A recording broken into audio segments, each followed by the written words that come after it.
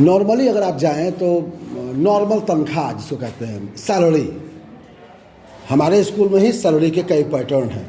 हम सैलरी क्यों उठाए हैं? क्योंकि मेरा टारगेट भी था कि डेटाबेस जो आपका एक्सेल शुरू किए थे उसमें अटेंडेंस शीट कंप्लीट कर चुके हैं, हाँ या ना?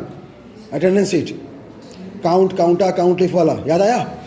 अटेंडेंस क्यों कंप्लीट किए सैलरी के लिए? क्योंकि जब तक आपका पता ही नहीं है कि आप कितने दिन आए हो, कितने दिन आपने छुट्टी की है और कितने दिन आपको छुट्टी मिली है, देखिए दोनों में अंतर है। कितने दिन आपको छुट्टी मिली है और कितने दिन आपने छुट्टी की है, दोनों में डिफरेंस है कि नहीं?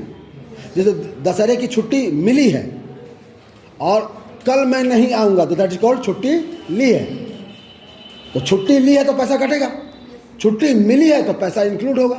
तो याद आया होगा अटेंडेंस में मैंने लिखा था लीव एंड संडे लीव, याद आया? तो दोनों आपको छुट्टी मिलती है। तो जब तक अगर आपका अटेंडेंस मेरे पास नहीं होगा तो मैं आपका सैलरी कैसे बनाऊंगा? तो अटेंडेंस के बाद कौन से स्टेज बचा है? सैलरी बची हुई है। और यही मैंने आपको कहा भी था कि आप दूसरी फाइल में सैलरी बनाएंगे, क्योंकि वजह जो आदमी अटेंडेंस बनाएगा, तो हमारे यहाँ स्कूल में अटेंडेंस कौन बनाता है?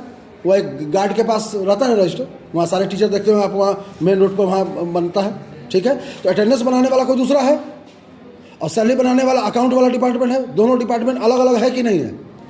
बात सही है? तो जो आदमी अटेंडेंस बनाएगा, कल अगर आप अच्छे ऑफिस में जाएंगे तो अटेंडेंस एक अलग कंप्यूटर में बन रहा है, एक अलग फाइल में बन रहा है और सैलरी अलग फाइल में बन रही है। वहाँ पर सैलरी वाली फाइल में अटेंडेंस ऑटोमेटिक उठ के आएगा।